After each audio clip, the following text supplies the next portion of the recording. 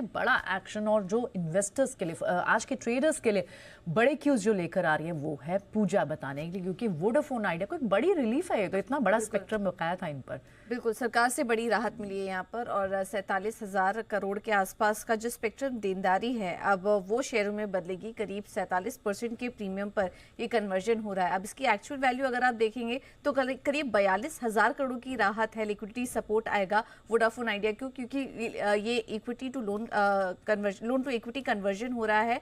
उसके चलते जो मौजूदा भाव है इसका वो 47,000 करोड़ का है। तो बड़ी राहत यहाँ पर कंपनी के लिए। 6.7 रुपए के भाव वाले शेयर को 10 रुपए की वैल्यू यहाँ पर सरकार देते हुए नजर आएगी, जिससे कि FY25 में कैपिटल स्ट्रक्चर में करीब 63,000 करोड़ के सुधार होने की बात की जा रही है।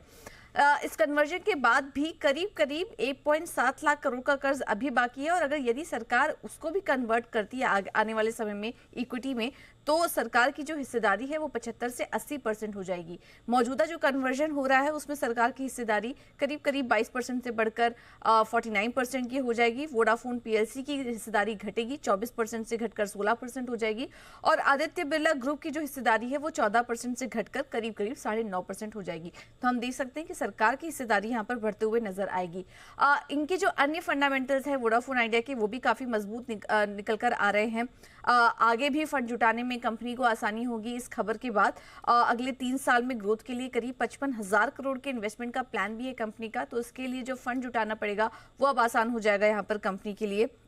FY25 में 10,000 करोड़ पहले ही निवेश किया जा चुका है। इनके आरपू काफी मजबूत नजर आ रहे हैं। 13% की बढ़त 9 मंथ्स FY25 के अगर आंकड़े देखेंगे तो वहां पर 13% की बढ़त देखने को मिली है। कैपेक्स से जुड़े जो गाइडलाइंस है, कंज्यूमर गाइडलाइंस है, वो भी काफी मजबूत नजर आ रहे हैं। तो इस लिहाज से आज वोडाफोन आइडिया फोकस में रह सकता है।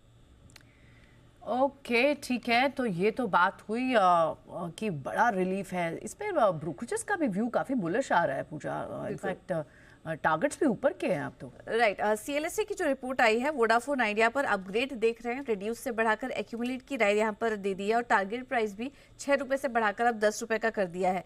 सिटी टारगेट यहाँ पर 12 रुपए का दे रही है, और मैक्वायरी की अगर बात करें तो 7 रुपए का टारगेट है। न्यूट्रल की रेटिंग हालांकि बरकरार रखी हुई है, लेकिन 7 रुपए के अगले टारगेट्स में यहाँ पर देख रहे हैं। तो रिपोर्ट्स भी काफी पॉजिटिव आ रही है, स्पेशली CLSA की तरफ से। ठीक है, CLSA की पॉजिटिव रिपोर्ट, खबर भी पॉजिटिव। देखते हैं आज स्टॉक कैसे रिएक्ट करता है। शुक्रिया पूजा ये सारे अपडेट्स बताने के लिए।